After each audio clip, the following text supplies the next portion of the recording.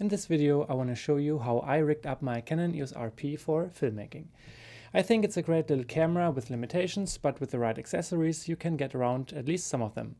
I'll also cover the downsides and why you might want a better camera, maybe a dedicated film camera, so you can decide for yourself.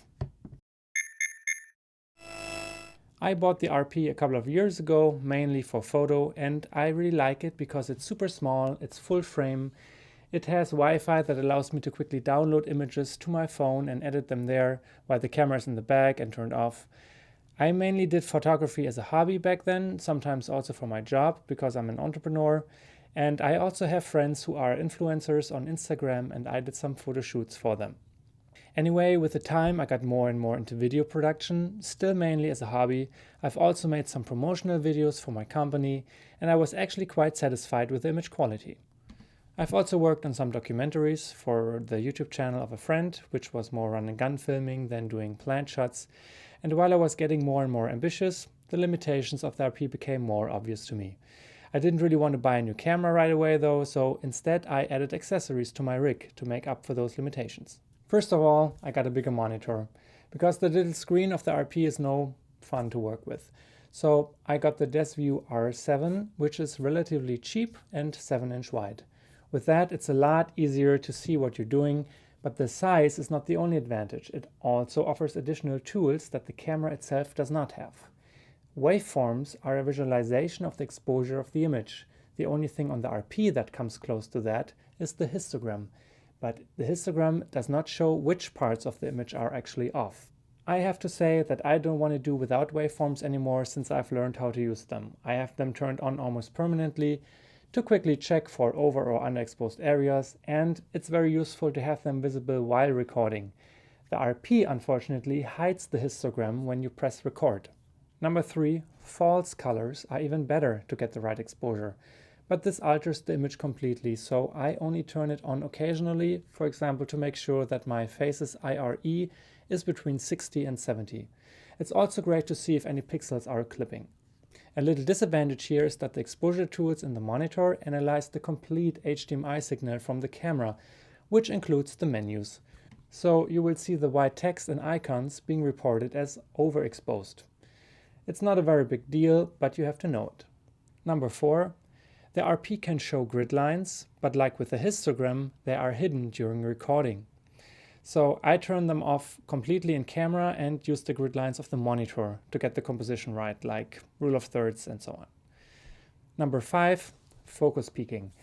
I got more and more into manual focusing, and while the bigger screen is a must for this already, it's also super helpful to have focus peaking. It shows red pixels at high contrast areas of the image because high contrast most often means in focus, while blurry parts are out of focus.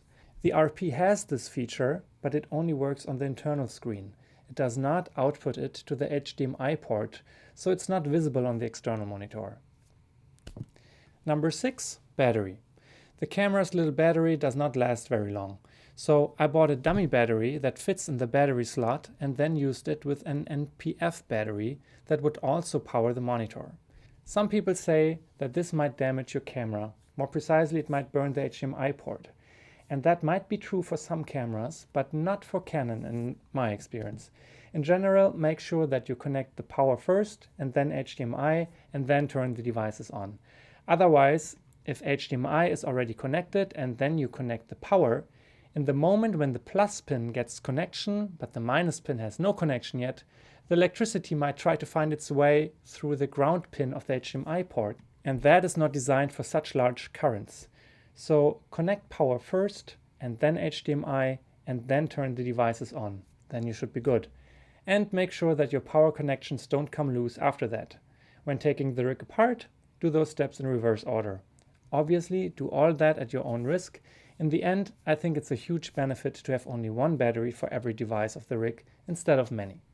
Then later I switched to V-mount batteries. Standard V-mount batteries are usually bigger than NPF batteries, but there are some that are quite small and lightweight for their capacity. And I like D-tap cables better because they seem to be a lot more stable than those DC plugs. I think they are quite expensive though. At least some sellers on Amazon offer customized lengths and I like that a lot. The rig looks a lot more organized without cables being wrapped around something. Once you've decided what kind of battery type you want to use, you have to think about how to mount it to the rig.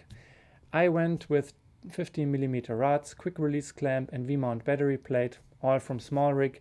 That setup is a bit heavier, but I like it this way because it leads to a very good weight distribution, especially if you have a bigger lens. Number 7, ND filter.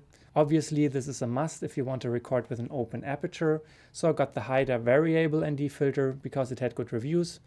I like its image quality, but unfortunately I was not aware that the sun hood would not fit on the lens anymore. So if I had to buy one again, I would probably get a different one, mainly because I like to protect the front of the camera when I'm running around. For that purpose I have a matte box now, which has its own advantages, but obviously that takes up a lot more space than the regular sun hood. Number 8, I got the Rode VideoMic NTG shotgun microphone with wind filter and the Rode wireless system for lav mics. Number 9, anytime audio is important, I wear these biodynamic headphones during recording to make sure that the microphones are working properly. Sure, there are audio meters in the camera, but I don't have my eyes on them all the time, and when replaying recordings I can make much better judgment about the audio quality than with the built-in speaker of the camera. I got a shorter cable for the headphones though, so that they would not be in the way that much. And number 10, I normally also have the camera in a cage and handles at the top and on the side. I don't have them with me right now, but this photo shows what that looks like. Take a look at the video description for a detailed list of all the parts that I just showed you. Another essential part of my equipment is a gimbal. I first bought the Ronin SC because my handheld shots did not look very professional. So of course this depends on the type of video, but I'm a fan of camera movements. So the gimbal was actually the first thing that I bought when I decided to get more into video. Because the additional screen and the bigger battery make everything heavier, I then got some more SmallRig parts to build a nice dual handle rig, which is a lot more comfortable to carry. Obviously, there are some limitations to the RP that you cannot compensate with accessories. The camera is a couple of years old now and technology has moved on since. So I have to admit that I have been looking around for a new camera. And here's my list of things where I have been looking for improvements. When the R5 came out, I got quite excited about IBIS. Although I knew this would not replace a gimbal completely, I thought this would give me more usable results from shooting handheld. As much as I like gimbals, they are big and need time to be set up. Number 2 is resolution. Even smartphones can shoot in 4K, and although many videos are viewed on mobile devices with a smaller screen with lower resolution, it seems a bit outdated, and if you want to be able to zoom in post or use warp stabilization, you just lose quality when you record in only Full HD. The RP has a 4K option, but A, there's a sensor crop, so the image appears more zoomed in, B, poor autofocus performance, and C, ugly rolling shutter effect. So I never really used 4K on the RP.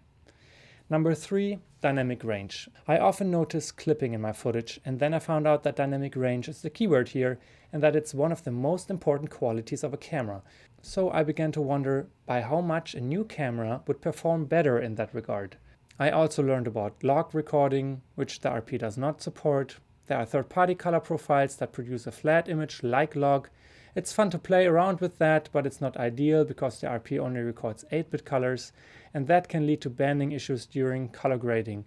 So I would prefer a camera that records at least 10-bit colors. Number 4, built-in ND filters. Some cinema cameras like the C70 have internal ND filters. I actually don't mind having the filter at the front of the lens, but I think it's annoying to put it on or off. Those variable ND filters typically don't start at 0 stops. My filter, for example, starts at 3.5 stops, which is a lot already when I'm working with my 24 to 104 f4 lens. So I imagine that built-in ND filters would be really convenient in changing lighting scenarios. Number 5, 4-channel audio. I would love to be able to capture stereo audio of the surroundings, even when I have lav mics connected to the camera.